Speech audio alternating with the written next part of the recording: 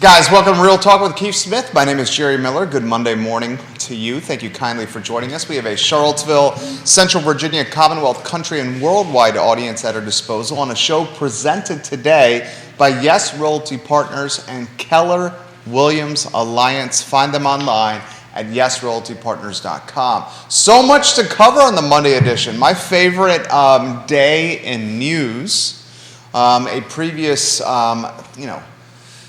way I paid my bills was writing stories and talking into a microphone on ESPN radio and doing a couple of TV shows for NBC 29 each week. Did that for 5 or 6 years. And my favorite day of news was Mondays. And why Mondays was my favorite for the local news cycle, certainly as a print reporter, was news oftentimes stockpiled over the weekend.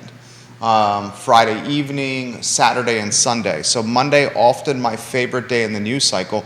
And I think today is going to be an indication of a Monday jam-packed with information. Judah Wickower, if we can go to the studio camera. Sean Tubbs, my friend, welcome to the program. Hey, Sean. We love what you do for this community, Sean Tubbs. I just read his report this morning. I mean, it's fantastic. If you have not signed up for Sean Tubbs' newsletter, do it. You are missing something special that really keeps the community informed. He sends one out that really is a robust resource for this community. But Keith, good morning. How are you, my friend? Good morning. I'm glad to hear that the fam's back and the band's back together again and all that great stuff. I'm happy to hear that. It's interesting. You mentioned Channel 29. After the show today, I've got an interview with them. I guess they want to talk leasing and the housing market. So I told them just watch Real Talk and everything would be fine. But they want me to come in there and have a chat with them. So fantastic. NBC 29, the home to many in the news business, certainly on the broadcasting side. From a training standpoint, just some good people over there. All right, where do you want to begin here? We got the Credit Suisse report. We got rates. We see a market that's you like the word decelerating. I like the word the pendulum is swinging to the buyer side. Days on market are longer. It's a O-shifting market. O-shift. Yes. Nice O-shift logo, right? Actually, I want to start off just something a little bit different. I kind of want to do a little PSA out here for K-Tech, right? Those who have been following this story, if not, we'll give them a brief overview on it. K-Tech is the vocational training center here in Charlottesville, the Charlottesville region, and unfortunately, they don't have an instructor for the trades class. Oh, no wonder we don't have trades in this community. We don't have instructors to teach the next generation of our trades. And it makes it worse. They have 60 individuals signed up to do it, and they don't have any instructors to do it. So I did a little bit of shout out on my Facebook. Please, folks, go out, give a shout out to them, see if there's anybody that a retired person or somebody to reach out and help them, because we're going to have 60 folks that are not going to get training, that are not going to go into the trades. And, we've been talking about, part of why inventory has been lacking, new construction in particular, is there's a lack of trades folks, a lack of trained folks to work. And here's a great program that is going ahead to help folks, to help young people learn a trade, and they don't have an instructor. So felt that was a great way to start the show off, and also feel it's a little on the sad side. Well, I mean, it's national standard. Teachers at a premium as we speak. We have a shortage in education. We have people choosing different careers. Often people ask themselves this question during the pandemic, and now a contagious variant is certainly circulating around the community. Why should I stand in a room and teach strangers for meager pay and risk my health? Yeah, and that's literally what's happening. Teachers, bus drivers, waiters, waitresses, bartenders, hosts, any kind of frontline worker is really thinking, what should I be doing with my career? And that is definitely a consideration. I just felt that with this platform that you and I have, I felt it would be a great opportunity to get out there and share the word on it. And if somebody can help that and take care of these 60 young folks that want to learn the trades and help us build our way out of this crisis, lack of inventory crisis, this housing shortage crisis that I think we're in at the moment. This is one of the reasons why we have it at the moment, to be honest with you. So Absolutely. I felt I wanted to start the show off with that. So I like it. So Keith Smith, my friend, the questions continue. Yeah, let's take them. This question is, guys, I watched and listened to your show from Friday when you guys were talking inventory and the expectations for the remainder of the year. Keith had numbers and data for us on Friday. Can we go back to that conversation and ask Keith how the weekend treated him and Yonna? He said he had a fairly busy weekend. Welcome Ray Cadell to the program. Yeah, so great kickoff. Emily Funk and I did an open house on Sunday.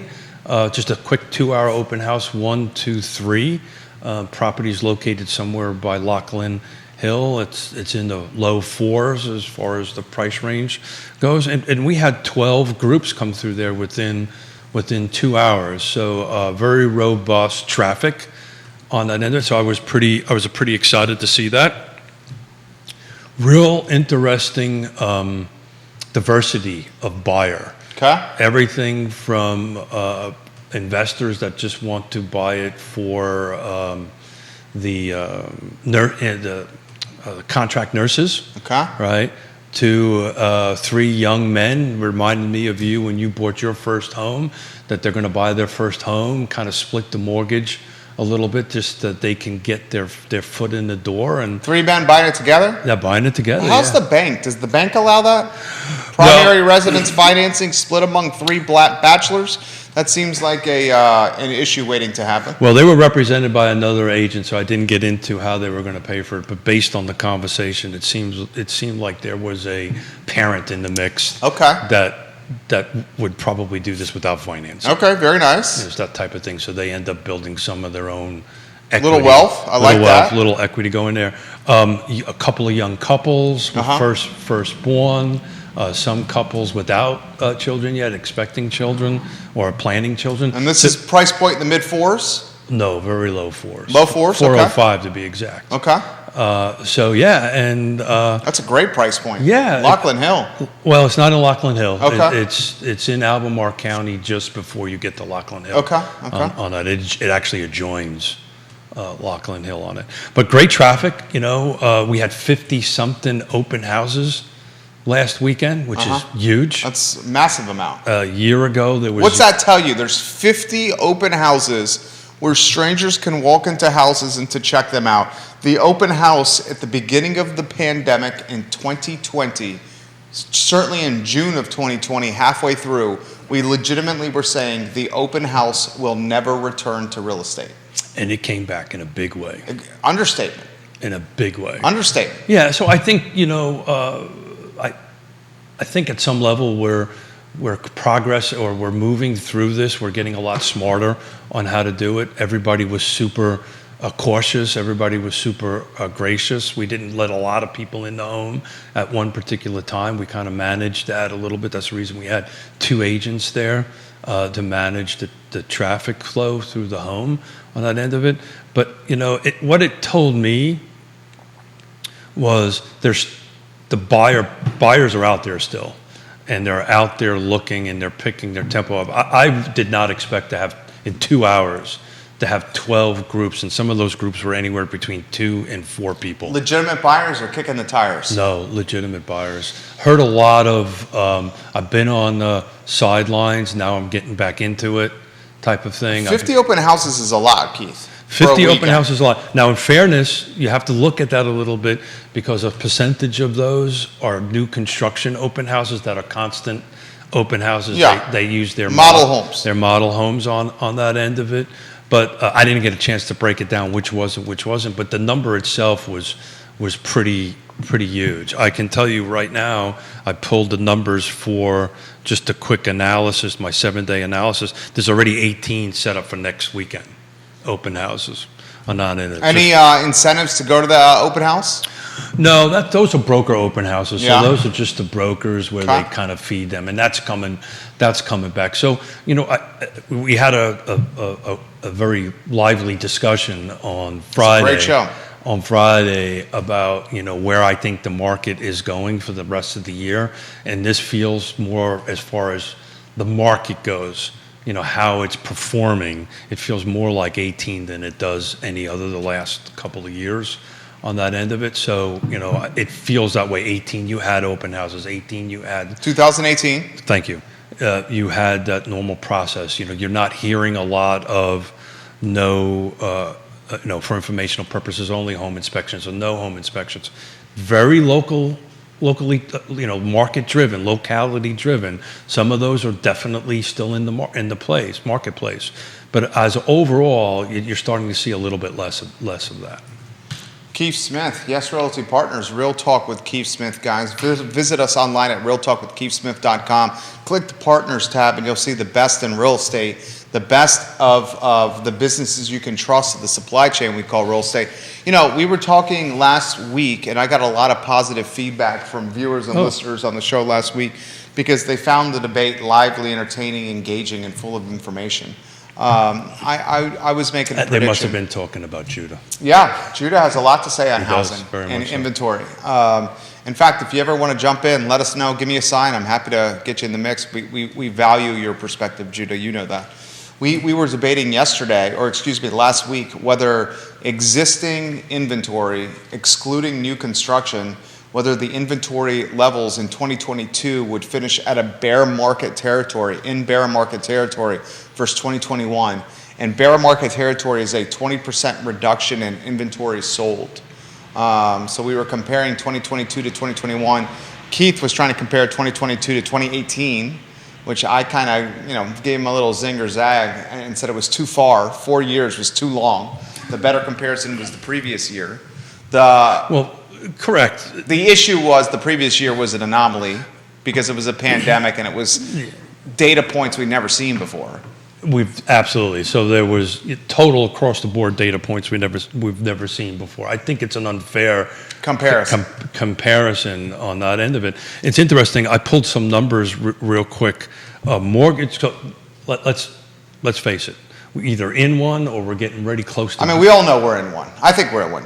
He's talking about a recession. We'll know very shortly. Can you find out, Judah? Will you look into this here and give us the time frame when we'll officially know if Q2 was a down quarter, and then that would be back-to-back quarters for an official recession? Can you let us know when that's going to happen? Keith, you jump in. Yeah. So I looked up something on that, and this is actually per the Mortgage Association of America. But in any event, it's got like the several big recessions. So the 1980 recession, which started from January to July, was only 6 months. What happened was, believe it or not, it started off the year with 16% mortgage rates, but by the end of that 6 month, the mortgage rates dropped to 11.8%. By today's standards, that's high, but in the early 2000s, there was a recession between March 2001 and November 2001. By the way, that was just an 8-month recession. Those interest rates dropped when the beginning of the recession from 7.4 to 6.8. The Great Recession, or the Great Time of Unpleasantness, we started at 6%, ended that, and that was 1.5 years, to 4.9. The reason I bring that up is Scott Morris, Marvelous Mortgage Morris, has predicted. I like that, huh? That was nice. He's coming on Wednesday, Scott Morris. Ross Mortgage. Yeah, and hopefully we can take a deeper dive into what I'm talking about. But he predicted this a couple of months ago. He did. That the interest rates will start kind of scooping down a little bit. And I think if you see the Feds kind of jump up a little bit more, a couple of rates, I think in the beginning of next year, you're going to see these interest rates kind of balance out a little bit on the lower side. But, just to take a look at what happened in the last 7 days, car footprint, 89 units came on the market. To your point, 64 went off. I've never seen that ratio in a couple of years, right? Where normally it's the ones that are coming on market, say there's 50 or more were going into pending. Yeah, so if we hit a par, we figured that was good. During the pandemic, It was always less inventory coming on the market that was going under the contract. And what's happening now is the pendulum has swung. More inventory is coming on the market than homes are going into pending. So I actually take a picture of this every week, and as you're talking, I'm looking up what the July, what it was a year ago on that number. So as you chat a little bit, and Judah jumps in. Judah, give me a hand signal when you have that info from me. No rush. Just make sure it's right, what you relay to the viewers and listeners. We have comments coming in. This is from Ray Cadell. So Ray Cadell's a broker, right? Ray Cadell's a broker. Ray Cadell's an awesome human being. Yeah, Ray Cadell and Associates, he's a broker and probably one of the best horn tutors or blowers in the country, as far as I'm concerned. It's a great horn player. He has this comment: I sold a 5-acre lot in Albemarle County over the weekend. Multiple offers, Ray Cadell says. Yeah. My client wins. Have a trusted real estate advisor on your side always, but especially in hot or transitional markets. So a year ago, weekend in June 25th, 75 homes came on the market, 76 went into pending. So that was a year ago, a little bit more than a year ago on that end of it. So, it's the ratio is about right? It's not that far off, 85, 75, that kind of thing. There's still enough homes kind of churning, and to Ray Cadell's point, you need a trusted advisor. And again, pull that partners tab off of Real Talk with Keith Smith, because this is the time that you need the partners that are on that list. Everybody from Ally Property Management to Stanley Martin, Sigora, Pearl certification, Charlottesville Settlement Closure Title, our good buddy Fincham and Associates, and Neil, because Neil puts out in free enterprise form, puts out some great product, and our friends at Ross Morgus, man. Free Enterprise Forum, guys. Neil Williamson does a hell of a job. Vanessa Parkhill in Earlysville has this comment. Yeah. VP, we love when you watch the program. Bill McChenzie, hello. That's it. I got to write that down. My dad was a shop teacher. Later in his career, he lobbied in D.C. for continued support of industrial arts education. He said computers in college are not for everyone, and we all need plumbers and electricians. When his school system sold metal shop equipment and replaced that with CAD classes, he was so sad. He predicted the shortage of skilled craftsmen. Vanessa Parkhill, good comment. So it's interesting. My nephew, my wife is European, is Austrian. He lives in Austria. And in high school, in his last 4 years of high school, he had to make a decision. Did he want to go on the vocational track, or did he want to go on the college track? So he chose a vocational track. And he works for the Austrian State Gas Company. And he's a pipe fitter. He connects pipes and all that stuff, and he probably makes more money than all of us put together. I talk about my little brother all the time, right? I call him Doctor, right? Shows up, does trim carpentry, right? And he learned that on the job with us and my father and family. But we need to support this trades program. So a lot of people say, Keith, the unemployment rate's at 3.6%. Yeah. Just say at 3.6%, we're doing something right. I heard one of Biden's team members. Are those real numbers? Well, I heard one of Biden's team members this morning on CNBC, Squawk on the Street, talking about the unemployment rate. And he was touting for the Biden administration the 3.6 unemployment rate. Said it's a fantastic number. Is it a fantastic number? 3.6% is pretty damn low. That's low, but is having unemployment that low helping us? I mean, you had a former retired Fed chair talking about needing 10 million people to lose their jobs to get out of this inflationary period and out of this recessionary period. I don't know, man. It's you look at the economy, and today news out of China. Part of China went down lockdown again. Did you see that, Judah, because of COVID? So part of China's under lockdown again. So Fannie Mae does this purchase sentiment index. 8 out of 10 consumers say the economy is in the wrong track. I saw that too. That survey. Yeah, it's going in the wrong track. All I'm trying to do is break it down into, as Mrs. Smith says about Keith all the time. You tend to oversimplify things, and I do, because I'm just a Marine and I got to keep things simple for my little brain to understand it. But if I've got all kinds of notes here, because I'm going to be talking to Channel 29 here after this about. I mean, they only give you about 10 seconds of airtime over there. Yeah, but exactly right. That's why they should be watching this and looking at these numbers that we're talking about. on that end of it. But they have. I have literally think I have the socks I'm wearing is old and been around longer than this reporter. Thank you. Is gonna say. But my point I'm trying to make here is that if there's 60 motivated young people, why can't we just find somebody to help teach them? I just don't get it. And I'll tell you what, to be honest with you, if I wasn't doing all the work I was doing, and this is an excuse. Yeah. And you do it. Doing the volunteer work that I'm doing on these boards and commissions to help housing affordability. You would do it. I would do it in a heartbeat. I really would. So, all right. You got we're going in 3-shot. Judah's coming in with the GDP number. I mean, that's around the corner.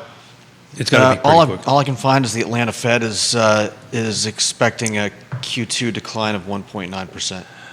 But we talked about that. So this is going to be this seesaw back and forth, right? The official definition of a recession is 2 quarters back to back, right? Mm-hmm. I don't think you're going to get 2 quarters back to back probably until probably this time next year, probably second and third of 2023, because you're going to do the seesaw. I think you're going to have just a slight improvement of GDP. Thank you. Yeah. Thank you. A slight improvement on that. Thank you, sir. You're welcome. That's my dyslexia. I read it backwards. No problem. No problem. Hey, we got people calling us. Go ahead. Keep going. Yeah. So I think you're going to see this up and down, but it's the way I look at it is I think between inflationary pressure, right, and everything across the board as far as the economy going in the wrong track, 8 out of 10, to me that tells me we're in a recession, but I'm not an expert by any stretch of the Kevin in Waynesboro doesn't show the people who have essentially dropped out of the system. He's talking about the unemployment number. Yeah. And he's right. I don't think that number's right. He's right. There's people that either have completely dropped out of the job market or reinvented themselves into self-employed wage earners. You're a marketing guy, right? You're a PR guy. I mean, that's exactly what the government needed to do, right? They needed to tout it because it's a great number. It's a low number. I'm not so sure it's a real number. Yeah, I mean, it's hard to know what's real or not right now. I mean, does anyone have any confidence in what's real or not in a lot of stuff that's being put out there now? Maybe that's why 8 out of 10 think. I mean, does anyone have any confidence in the COVID numbers that are reporting and I mean, there's just a lot of untrust. There's a lot of untrust, understandably so. So the back half of the year. Your prediction for the back half of the year, it sounds like you want to revisit a bet. At least that's what you were saying before the show started. I want to revisit a bet, but shorten it.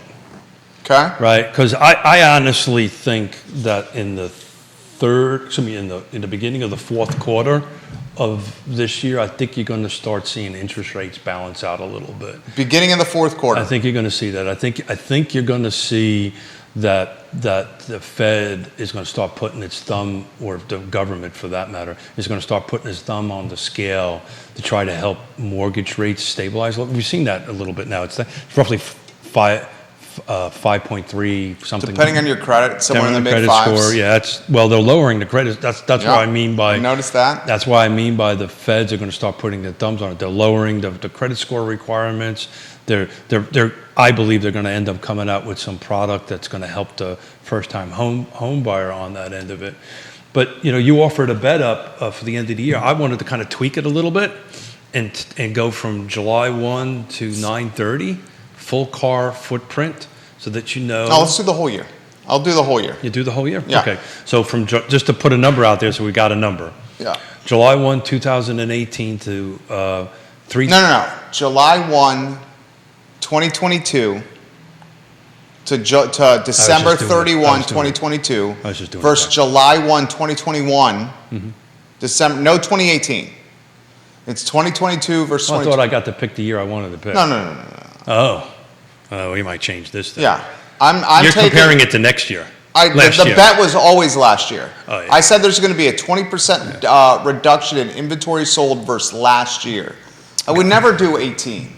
18 wasn't a red hot year. Why would I utilize 18 as the bet barometer comparison? Yeah, well, that's versus last year. Yeah, that's not going to happen. Last year we'll be closer to 18. Yeah, We'll hit- that's what I'm saying. we'll So hit it. here's the question I have for you. What happens in Central Virginia? This is a question for you too. Sure. If you want to go to a 3-shot. What will happen to Central Virginia, Charlottesville area, when we have 20% less real estate inventory sold at the end of this year versus last year? Because that's what's going to happen. So that's the reason I keep on going to 2018. It's just going to be 2018. What will happen? What do you mean? What will happen? What's going to People happen? will still buy houses. What's going to happen to the amount of agents in the game? What's going to happen to closing? What's going to happen to appraisers? What's going to happen to inspectors? You have inspectors getting in the inspection game right now. You have folks, and we worked on launching a brand identity for one, did we not, Judah? Remember? We don't have to mention who it is. Yeah, Going I through know. extensive training. The training process is extensive. In 2018, it wasn't the same, by the way. And interestingly, the competitors train the new to market It's a people. weird program, So isn't freaking weird. Yeah. Why does that happen that way? Why do the people that Because are there's an organization called DPOR, which regulates the licenses, and they say that's the way that's going to be. I mean, so basically what's happening for this company we helped launch, there's a guy coming in the game that's going to be a home inspector, and he has to get trained by his current inspectors for a significant amount of hours or coursework. So the competitors They are have to- training they- the new to market people. They have to have so many inspections under their belt. But when he got into this game of being a home inspector, this was like, considering 6-8 months ago. Yeah, It's a completely different market. it is correct. That's So- a good example of what I'm talking about. Yeah, so If you have 20% less the inventory sold this year versus last year, that is going to have ramifications from an economic standpoint for this region. I'm still trying to follow. So I don't mean to be flippant about it, but Not enough work for people? I wouldn't be flippant about it at all. so, but That's what's going to happen. But there's always shift. There's always shift going on, and always shift in the market. The people that are going to be pros are going to stay in the market and do well, and the people that are not won't.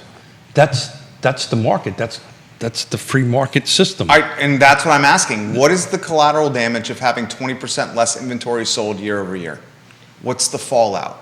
There is fallout to that.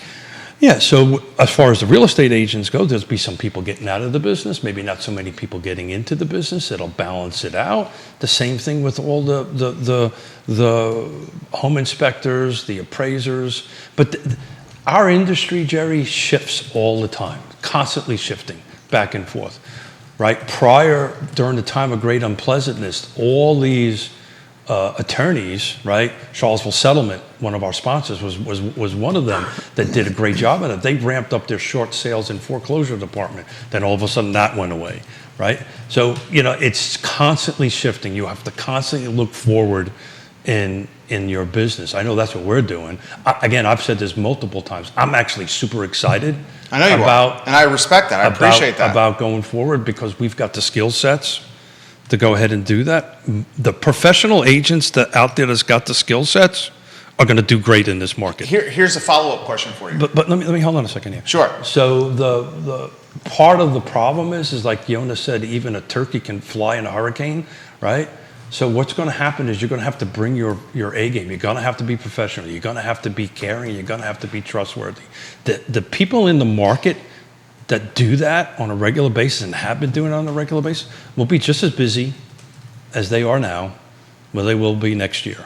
The people that can't do the job well will not. Okay, follow-up question for you. And I agree with everything you're saying. I agree with everything you're saying. Is the right AC now. off in here? No, ACC's running very nice. About 70 degrees. About 70 degrees. Anytime you want to jump in is completely cool. Judah, if you don't want to jump in, that's completely cool too. I completely get it. So what do you think is going to happen? Let's throw the question back at you. I think I stand by the statement I said all last week. I think this year versus last year, you will have 20% less the inventory sold in the car footprint. Okay. I think heading into next year. Maybe that's the bet. Maybe the bet is if it's under do the under and over on 20%. That I probably. I think that's the bet I was trying to do last year. Okay. Last Friday. That's exactly what I said. Yeah. I said if you take 2021 and compare it to 2022, you will have 20% less inventory sold. That's the definition of a bear market, 20% down. Yeah, correct. That's what I said. You got to be 20% or more. Right. 20% less inventory sold. So the over-under is 20%. If you want to take that bet, I'm happy to do that. I do think that bet is heavily set up in my favor. It is very much so. So the follow-up question, what I think is going to happen is this. This is what I think is going to happen. I think you're going to have the rest of the year, the inventory levels down 20%. I think going into next year, then you're going to start seeing things coming online like the data science school opening. Going into next year, you're going to start hearing a couple of these companies that are poaching on the data science school that we're hearing scuttlebutting around that are opening once that school opens, getting ready to open as well. So next year, you're going to be coming out of an inventory pinch, and then you're going to have a new school opening in Charlottesville. So that's big. Go back to your 20% number, right? And these are numbers that we talked about on Friday. Charlottesville, single family attached, we were down 22%. I know. In single family detached, we were only down 2% on that end of it. Albemarle County, we were down 20% the first half of the year. So you're probably not too far off. It's going to probably be a percentage point either side of 20%. That's the kind of reason why I don't want to take it. But what I kept on going about 2018. But look, so we have 20% down, less sold. You think that's going to be catastrophic for our industry or for the market? I think it's going to have, yes. Really? I think you're going to have a lot of people finding new careers after this run. I think you're going to see, look at what happened after Keith, look at what happened after 2008, 2009, and 2010. I don't have to look at it, I lived it. 2008, 2009, 2010, we had so many small builders leave the market. We had a ton of agents leave the market. We had a ton of tradespeople leave the market and go work at places like Walmart distribution, and we've never recovered from the 2009, 2010. And apparently we can't because labor standpoint. We can't find an instructor to teach 60 kids. That's what I'm saying. Okay, so now, gosh, we got comments coming here. I think after this year, when 20% less inventory is sold, you're going to have a lot of people going into next year saying, is this the career and business for me? And going into next year, there's no indication that the headwinds that are present, and the headwinds briefly outlined are as follows. Correct me if I'm missing a headwind, okay? Russia, Ukraine, interest rates, a national shortage of new inventory for years. It's been decades. Decades. Did I say interest rates? You said interest rates. I did. Mm-hmm. Labor shortage, inventory shortage, inflation, and gas issues. I was listening this morning. I read, I listen, everything. Mm-hmm.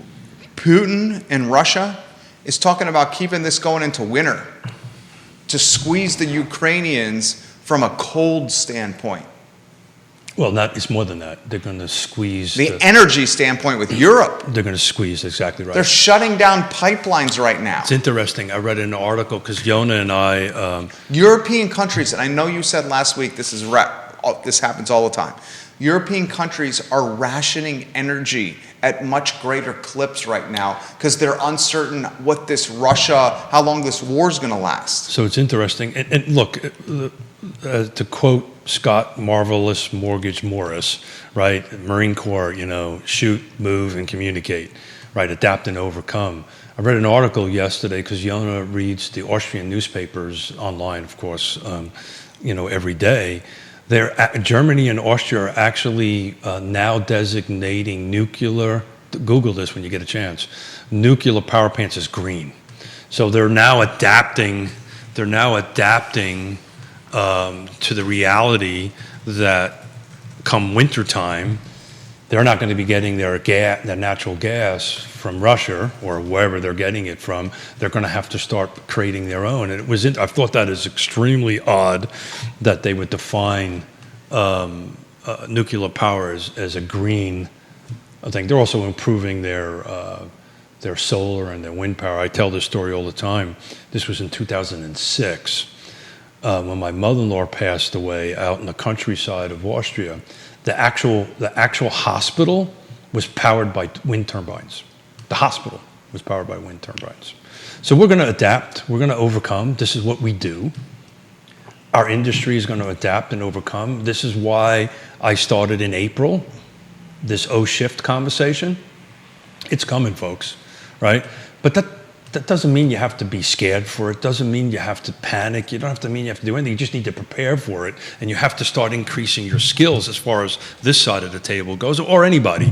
You have to get your skills. You have to do that. And to your point, maybe some of the people that came in the last 2 years just won't be able to keep their skill levels up. Kevin Higgins calls, he's watching in Greenwood, Virginia, the data science school, the Taj Mahal, and says he agrees with me of the impact the school's going to have with inventory I'm being not so tight. disagreeing with any of that. I think you're going to see, I mean, you're the pro. I sit here on a microphone and just talk to very smart people for a living.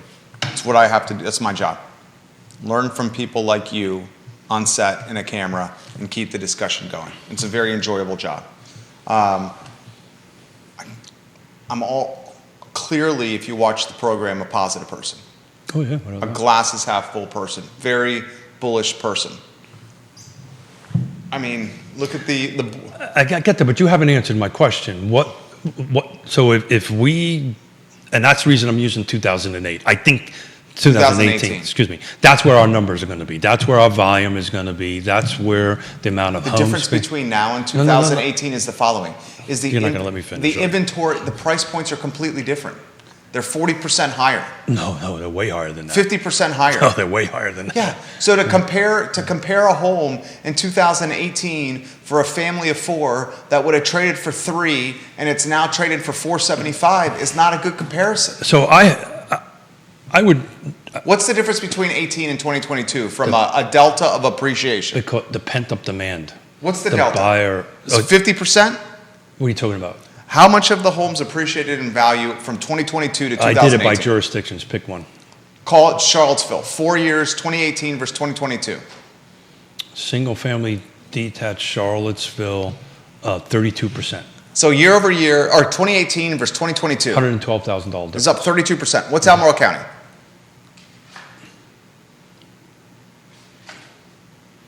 I didn't do the math, but it was 425 in 18 and 575 now, single family detached. $150,000 increase. Yeah. That's why we can't compare those years. But they're not even the price points. You know what I would love you to do? The next time we do an open house, I'd like you to come join us. Right? You want me to go to an open house? Yeah. Why on not? the weekend? Yeah, sure. Because I got other things I got to do. Come on now. So, but it was interesting. There was 405, 1,500 square feet, 3 bedrooms, 2 bath, gorgeous yard, gorgeous home. Single family detached. Single family detached, gorgeous home, brand new roof, brand new HVAC system, well put together. We had at 5.30% mortgage, we had 12 groups of people come through with all different buyer profiles, right? And frankly, we'll move that home, frankly. Oh, no doubt. Right? It's a great price. But my point is that it's interesting. Go back to these dates. Just to go back to the bet that I was trying to do, but I failed. The second half of 2018, the average DOMs were 38 days. Okay. Versus now, which is like 5 or 6 days. Second half of 2022.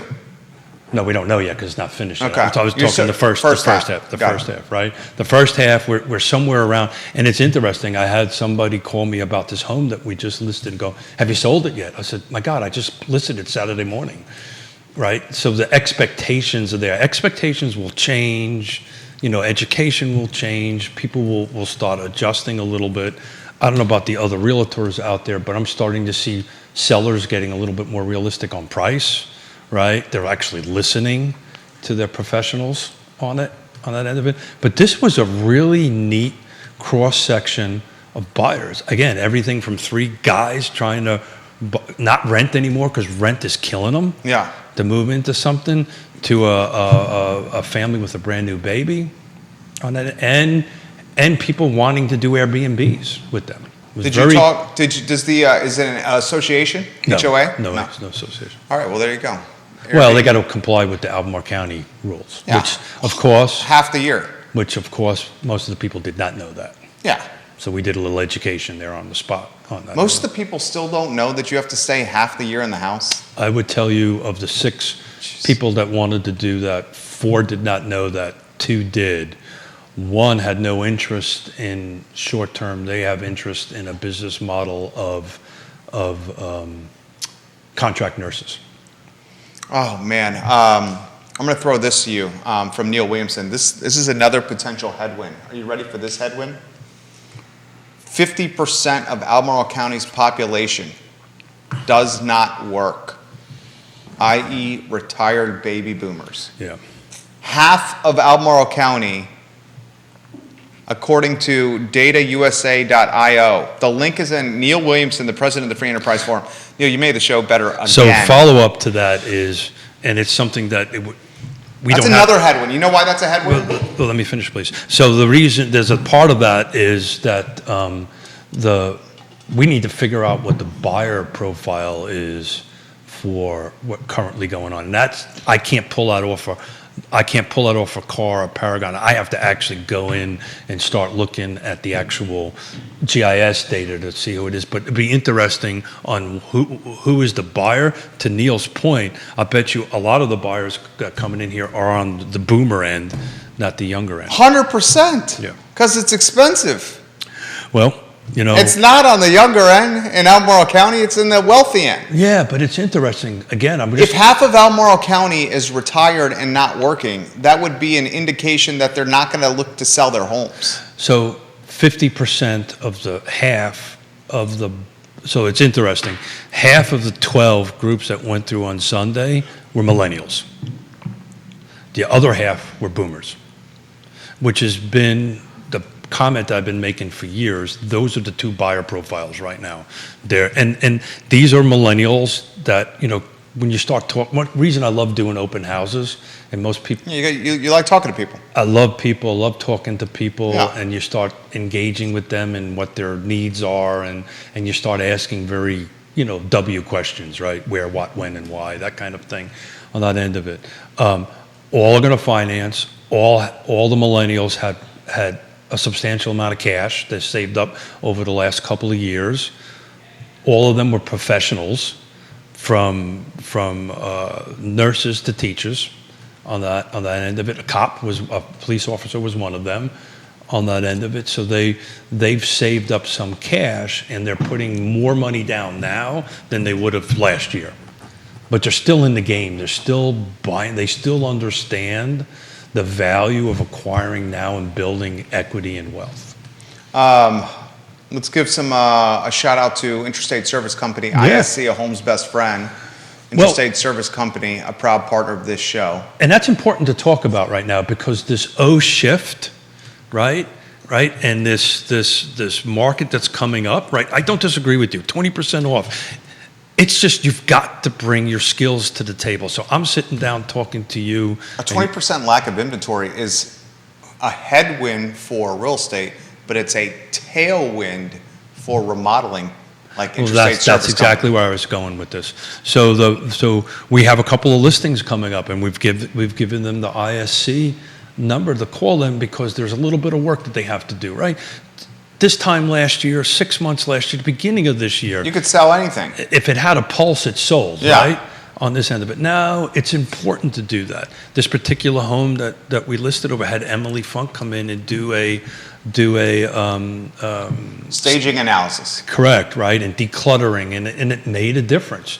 I think a year ago, people really didn't care. So you've got to have these skills. You've got to have these trusted advisors. You've got to bring in Pearl, right?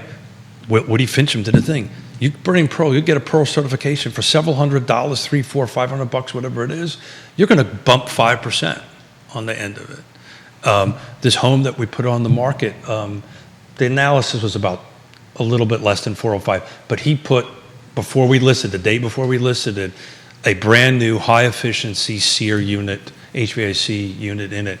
And, not a single person batted an eye about the price. Jennifer, watching the program, she said, I watch your show regularly. She said, Keith mentioned all the time that you're looking for listings as an agent. Now are the agents looking for buyers as the market has shifted? That's a great question. Look, the name of the game, and you should tag Michael Guthrie because he taught me this. I fought him a little bit on it, but he's 100% right. Listings are always the name of the game. You got to have something to sell, right? So if you don't have, if you're focusing on buyers and you're not focusing on listings, what are you going to sell, right? On that end of it, it goes back to this inventory question. But great point that you should say that, because I can tell you internally, in the beginning of this year, we are now focusing on improving buyer agent skills. That's what we're doing in our little team, KWA, Yes Realty Partners. We're working on building the skills and the professionalism you need from a buyer's perspective. You also have to do it from the seller end of it. We just had this conversation about ISC, right? Again, if you don't know what you're looking at, and you don't know how to advise your client on how to do that, the market's going to tell you. The buyers are super smart. They're going to tell you, well, hold it. So on this unit, I told him, I said, look, you need to get a new HVAC. It's 20 years old. You need to do this. And he said, okay. And he spent the money to do that. The seller spent the money to do that. And if a month ago, 6 months ago, that wouldn't really mattered. Now it matters because the buyer's going to walk in there and first thing they're going to look at is, hold it, this is a 20-year unit. Next month, I'm going to have to spend $8,000, $10,000 to do it, right? Then all of a sudden it impacts value at that point. So we got in front of it. So this is where the skills matter. This is where the communication with the seller and the buyers matter. Is my coffee kicking in? Your coffee's doing well. I tagged Michael Guthrie. Thank you. Per your Thank request. You, Michael Guthrie. Guthrie, he gave some great advice. Let us know if you want to jump in with perspective or thoughts, Michael Guthrie. Yeah, we love when you do. He taught me listings matter. I fought him a little bit in the beginning of it because that's who I am. I fight all the time. But he's right. Listings do matter. It's true. We have to massage that stubbornness from time to time. Oh, and you're not? I mean, I wouldn't say as stubborn as you are. I would say that is one of your strengths. Mrs. Smith and my children they would definitely agree. They would disagree with my strengths, and they would agree I'm stubborn. Well, I was being nice. I was trying to be nice there. Well, you know the name of my bike, right? What is the name? It's a Scott, you said. It's a Scott, but the line of it's called the Addict. The Addict? Addict 20, 15, 30. Oh, nice. Yeah. Are you enjoying it? I'm loving it, man. Yeah? I got to tell you. Every day? I got to tell you, everybody that, from Jim Duncan to Quentin Beckham, said, when you make the jump up from where I was at to where I am now, and it's substantial cost difference. Why? What's the difference? Not price, but performance. Yeah, that's what I'm asking. My other bike, I couldn't get a 12 to 20 mile ride in any more than 12 miles per hour. Now I'm doing 15. It makes a difference, the speed, but it's also, it's like 18 pounds versus 40 pounds. Oh, it's a huge difference. Oh, and it's and the folks at Blue Wheel were great. Did you sell the old bike? Of course not. Are the bikes back in stock? Did you ask them that question? No. So that's interesting. So I'm actually working on bringing them on the show because their inventory mirrors our inventory. Right. On that, like cars, like houses, like bikes. Yeah. Well, I will tell you because How long did you wait for the bike after ordering? Yeah. So it's funny. I hit a certain age. When I was your age, you overthought everything, so you just went in and bought it on the spot. We spent too much That's time. what you did with this bike, is you bought When it on I the was spot. your age, I would do things very quickly. Now I spend way too much time making a decision. The bike I wanted was gone. Ooh. What's the turnaround time? The next bike that was there, I bought because it was a little bit more money. It was there, it was on the spot, and I bought it. And I made the right choice at the end of the day. Similar to a house, right? I made the right choice. I spent a little bit more money than I wanted to spend, than Mrs. Smith wanted me to spend on it. But I'll tell you what, I mean, I'm loving my rides. Every day. Every day, loving them. Good for you. Keith Smith staying healthy with some exercise on a Well, bicycle. we've got to do this show for another 25 years. I got to stay. You got to do it longer than that. You got to do it longer than that, Keith Smith. You're an expert and very talented broadcaster here. Well, thank you for saying that. That's kind. Why? Here's a comment. A couple comments that have come in here. And you know that this gentleman who watches the show, Mr. Yancey, believes this is 2008, 2009 all over again. Yeah, he said this, just like 2008. Let me get this out here. I know you're going to get. We know why you don't think it's like 2008. No, that's not what I was going to say. What I was going to say, that's why I love doing this show. Right? There's people of different opinions. It's beautiful. We have a conversation. That's why this conversation I'm going to have with the reporter is going to be 10 seconds long. Nobody's going to really care about what I have to say there. But here, I was telling the other day, Ned Galloway, right? Car lots. From when he was on the show, he has people walk in from our show and goes in, hey, I saw you on the show and bought a car. That's impactful. Go ahead, I'm sorry. So this is from Mr. Yancey. Just like in 2008 to 2010, everybody that got into real estate, see how many are still going to be in it in 6 months from now. He says, why stay in a game where big money builders can bankrupt you by going bankrupt and being back in the market in 30 days? So the comparisons continue to 8, 9, and 10. Yeah, and I got it. And I understand why somebody would think that way. But there's so many... There are factors why it's not the same. So your argument... I agree with you. It's not the same as 8, 9, and 10. But I get it. So we're having a debate about next year and 20% off and how it's going to impact the industry. The difference with this is I'm doing this bet based on inventory levels and not values of homes. Yeah. I think we have a bear market based on inventory levels and not values of homes. This has nothing to do with the values of your houses dropping. They go hand to hand, Jerry. Not necessarily. Not necessarily. Well, less inventory does not mean lower in price. So to Kevin's point, right? That was an implosion. That was a balloon.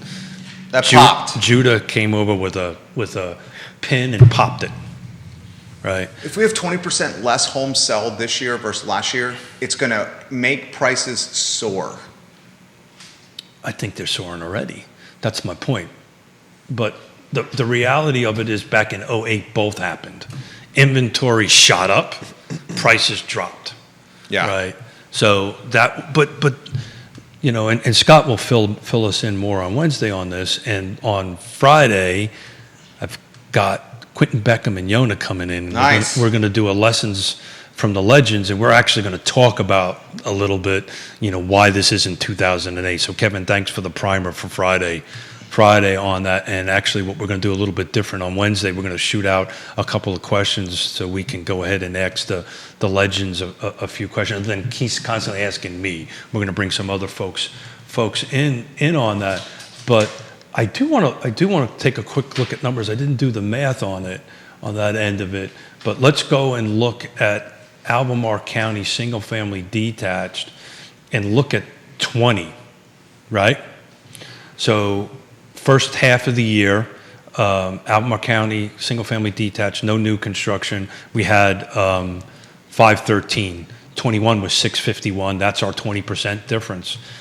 In 20, it was 457. So 457 units sold in 20, and that just to throw a number out there to get a little thing on it. But Kevin, I know, I get it. There is going to be an adjustment. There always is an adjustment. You know, recessions tend to kind of clean house a little bit. I don't wish anybody to lose anything ever. And that's from somebody who lost everything. What do you make of the comment that I said to Jim Duncan, who very quickly shot down whether Charlottesville is insulated from the recession? And Kevin says, I hear the hissing in the balloon again. Kevin Yancey. Well, but might be more bearish than Judah over there. He says he hears the hissing of the balloon again. But Kevin is right. It is a hiss. I respect your comments, Kevin. It's not a pop. It's a hiss. He's spot on. It's going to be an adjustment, but it's not going to be a pop. We've got way too much equity. I don't see the prices dropping. You know, when I bought my condo, the condo I talk about on the Housing show all the time. affordability, and you said this to me, and because I'm stubborn and I'm going to keep on doing it, I believe in it, I'm going to still do it. But housing affordability in this area, highest cost of living in the state of Virginia, been that way for decades and decades and decades on that end of it. It's a thing. It's a thing. I'm going to talk about rentals. Why, to Neil's point, why don't we have enough housing affordability out there? There's not enough product. There's no missing middle, right? There's two sides of it. There's not enough product for folks to buy. You're starting to see this in Kevin's neck of the woods too. In Waynesboro. In Waynesboro. It's becoming an issue there too. It's becoming costly.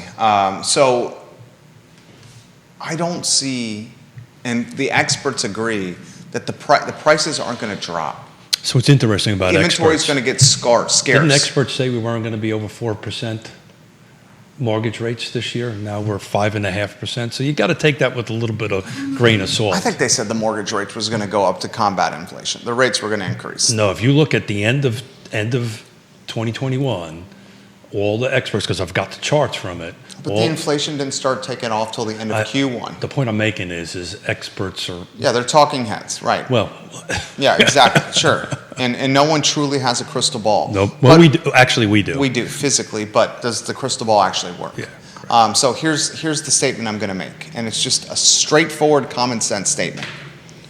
It sounds like Keith agrees with me that we're going to have 20% less, roughly, the inventory sold this year. I don't disagree. That's the reason I won't take the bet. So Keith agrees with me in 2022. The impact is what we disagree. We're going to have 20% less inventory sold in 2022 versus 2021. So we know that there's going to be less sold inventory this year, or the prediction, which, let's cut through the chase, we're halfway through the year, so we have some pretty good data to justify this statement with. What's it year over year? What are we down? Charlottesville, Albemarle County? So I'm going to talk to the page that's open because I want to make sure I quote it right. It's Albemarle County sold single-family detached, no new construction. We're 138 units short versus that, which is right at 20%. Which is a little more, a little less. Which is a lot.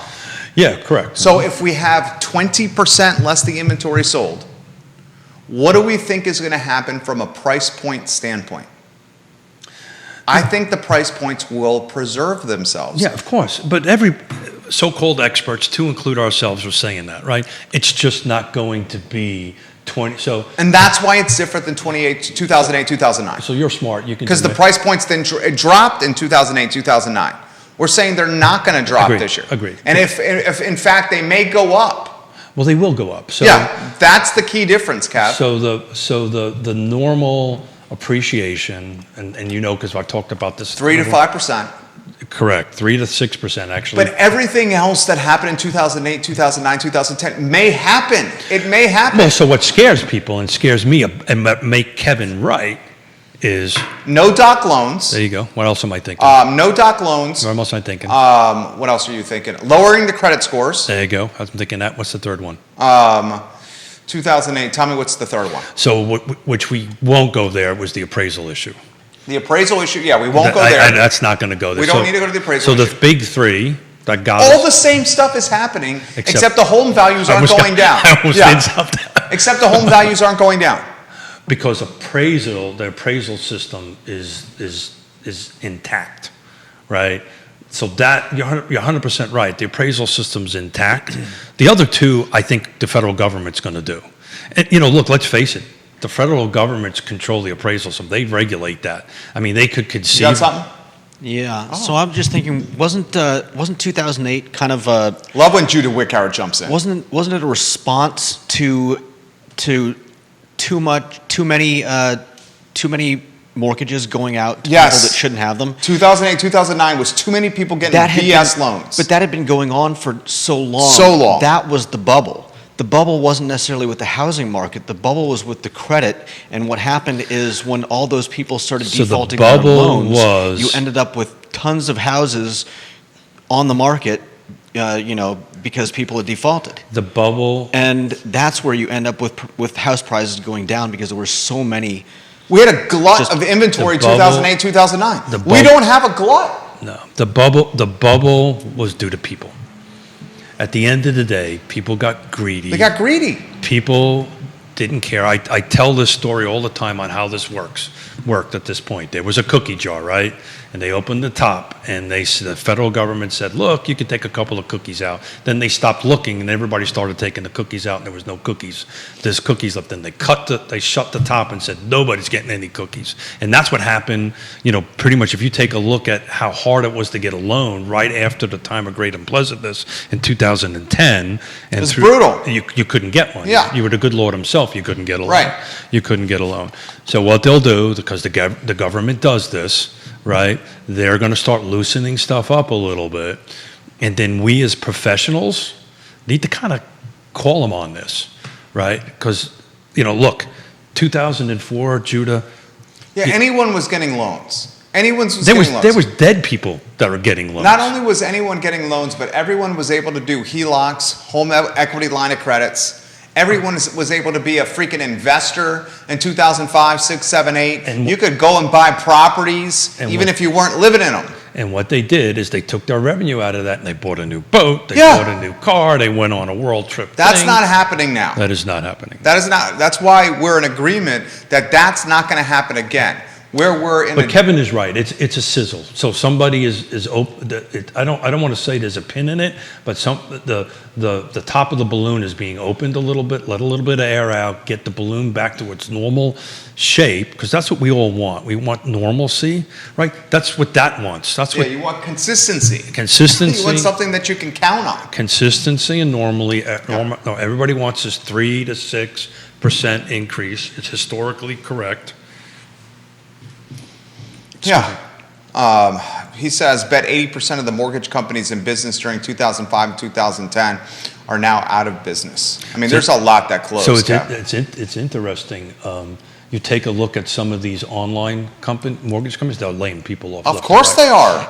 Everyone's laying people off. So who was the one that mentioned a trusted? It was Ray Cadell. Yeah. That's why you need a trusted advisor. That's why you need all the people that are on these partners lists that we have on our website, because these are trusted advisors from Ross Morgus all the way down the line to help you navigate this process and get through it. Well, that's why I'm so excited about the market. All of them at realtalkwithkeithsmith.com. We should characterize of how vulnerable these markets are. We went from an incredible bull market to a bear market on Wall Street. We went from... We're not quite there yet, but we're getting close. Ridiculous inflation. Mm-hmm. We went from an incredible seller's market, one that maybe had never been seen in American history, to a pendulum that is now a buyer's market. It's swung to a buyer's market side. We went from a labor shortage market almost overnight. Supply. I mean, Q1, we were sitting on the table. First part of Q1, we were sitting on the table giving high fives. Except for us. We predicted the inflation. I think we did too. We predicted the inflation. I know internally we did that. This is changing, right? It's shifting. It's the reason why we've titled it what we're titling it. And it's the reason why on Friday we're going to have lessons from the legends, because we've got to start That's the reason, as far as numbers go, I get it. But the reason I'm starting looking at 18 and 19, because the skills you needed to do business then in our world is what you need now to get through this. That's the reason I keep on rallying back to 18. It's the skill sets, it's the professionalism on that end of it. But you just made me think of a question from Friday that I wrote down about, when was the last time anybody seen a seller's market like the one we're either in the process of coming out? Because it still is a seller's market, Jerry, right? The evidence of that is, I'm telling you, what, the evidence. The DOMs? The DOM? No, current? The evidence of that is what happened on Sunday. It's certain price points, maybe not a seller's. Did you get an offer on that house? I can't talk about that. Okay. I can't talk about that. Is it still active? It's still active. Is it pending? Well, if it was pending, then it wouldn't be still active. Okay. So it's still active. Still active. But I can't. We're in the middle. I understand. I can't talk. Totally get it. And I respect that. Yeah, I can't. And you do a great. I want to emphasize this. You do a phenomenal job of navigating that dance. Yeah, this is a. You know what, my man? Yeah, I know what you meant. Yeah. Okay. Thank you. And you know, the leadership of everybody here at the table and all our partners and all that stuff helped me through this. But that's hard for me to navigate, as you know. You navigate it well. Yeah. You navigate it extremely well, Keith. Thank you. Thank you. And that's something that you've always done on this show. So it's so emotionally, Yeah. right? The pendulum is changing, right? From sellers are doing that. Where the skill set that an agent needs to have right now to go in there, you have to, like this particular client, we helped them buy the house, so there was a relationship established. I helped them do that, so there was trust, right? He knew I was a professional. He knew I was a professional. 1987, baby. That's when you started. 1987. He trusted me, right? And he knew I cared on that end of it. And, you know, there was things he needed to do, and he said, okay, to do it. And he started off, frankly, well, this is a seller's market. I said, no. We're shifting, right? We're shifting on that end of it. If you don't do these things, when we get a contract, it's going to be an issue at home inspection. So let's do this now. Let's get it done. Let's get it fixed. We can then tout it when we sell it to the buyer's agent and say, look, these things have all been improved on that end of it. There is our value established on the end of it. But that's what happens. You're going to have to brush those skill sets off. This is a good one from a follow-up for Jennifer. 2 good questions from you, Jennifer. Let us know where you're watching. You're about to earn a moniker. Can he give us some insight into new construction starts? Wow, great question. Maybe yes, maybe no yes, because I don't have it on any of these. We can do it Wednesday. We can do it Wednesday. Yeah, so Wednesday show at 10:15. Yeah, let's. We can do that, Jennifer. Yeah, I'll make a note on that. I wouldn't say there's many of them. I would go back. Would you say there's many of them? No, we're declining, not increasing. Declining, right. And it's specific product types are declining and specific product types are increasing. I would suggest to go back to the show with Jim Duncan and. Was that last Monday? I can't remember. No, that was a couple. I can't remember. That's on realtalkwithkeithsmith.com. Yeah, go back to the conversation with Greg Slater and Jim Duncan. I think we tackled that a little bit, but I'll crunch numbers for Wednesday's show about new construction. Why is the new construction number declining, do you think? Well, I think product type matters. What does that mean? So I think what's happening here is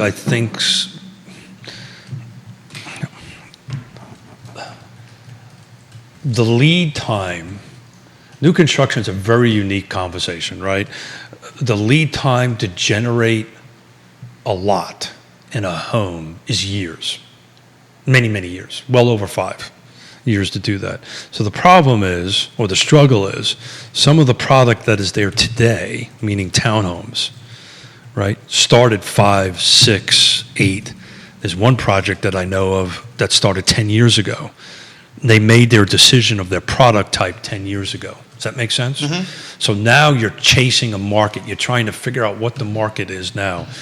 And I think, frankly, some of the upper end townhomes, unless they're in a very specific location, are a little soft.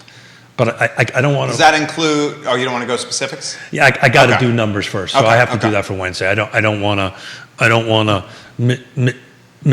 You taught me this lives on forever, so I don't want to misquote something on that stuff. But in a very high level, general thing, and I think you're seeing single family detached saying stable on that, but it's very location driven. So, for instance, Crozet is still moving up. Maybe Lake Monticello, which is the reason I need to look at the numbers, maybe not so much, right? So Lake Monticello had no new construction. It stopped, pretty much 2008, at that point. Then it picked a little back up with Liberty Homes, and I believe now it's dropping off. But I'd have to dig the numbers out. I don't want to quote something. So we'll do that Wednesday. Yeah, got it. Took a note. We'll do that Wednesday for you, Jennifer. And more paper, Jennifer. Yeah, we'll appreciate your participation and let us know the name. We'd love to give you a moniker. My friend, you're a voice of clarity and a voice of reason. I love these Batman and Robin shows. Me too, dude, because you never know where they're going to go. Never know where they're going to go. I prepped some stuff and just had some great stuff, but I like this debate. It's a better choice of words. You're a voice of clarity and reason in a confusing time. Well, trusted advisor. Well, thank you. I pray and I hope somebody takes this job and teaches these 60 young people. K-Tech. For K-Tech. I hope somebody does that. Maybe Pop? Pop's 80-something. Okay, he's not the guy. No, not Pop. Pop could do it. I'll tell you what. But he's 80-something. I'll tell you what. If I asked him to do it, he would do it in a heartbeat. I bet you would do it. He would do it in a heartbeat. Do it in a heartbeat. Yeah, the Pop I know would do it. You would do it in a heartbeat if you had the time. If I had the time, I believe in it that strongly. I think, boy, I'm going to get myself into trouble here. Shoot divorce. I love when you do that. I preempt that. I love when you That's called Smith convincing himself that he should say that what's on his mind. I love when he says I'll tell you, I was in a meeting the other day. I was chairing a meeting the other day. Did you say it like that? No. I said something, and the person that I was with leaned over to me, and he said, actually it was a she said, "That's the first time you've heard that too." And I went, "You know what? You're right. That's the first time I've heard that."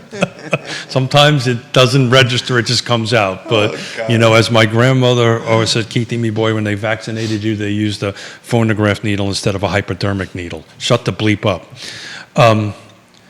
I lost my train of thought. What was I talking about? Bring me back there, Jerry. You were wrapping up the show and how Pop and Keith would help with this class anytime at K-Tech, always. Yeah, so I just think we need to figure out a way to do that. No doubt. We really do. Yeah. No doubt. So the interview today at 12, what time? At 12 o'clock. They think I'm going to talk about. The reporter's like, I'm going to come by for a 5 minutes, catch a 10-second soundbite. They don't realize Keith is going to keep them there for about an hour.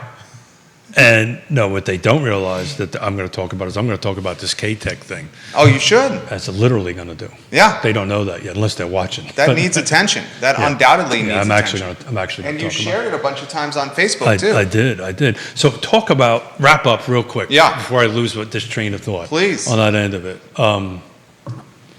People ask me why I do this all the time, and people ask me, Facebook and social media and yada, yada, yada. They're pretty much down on it. I was telling Judah about this before. Who is down on social media? Oh, a lot of people do. A lot of people don't like social media. I get that quite often. I'd watch your show, but I don't do Facebook. I don't believe in Facebook. I don't believe in social media. It's negative and all this stuff. Friday, Forrest the dog escaped again. What? Forrest.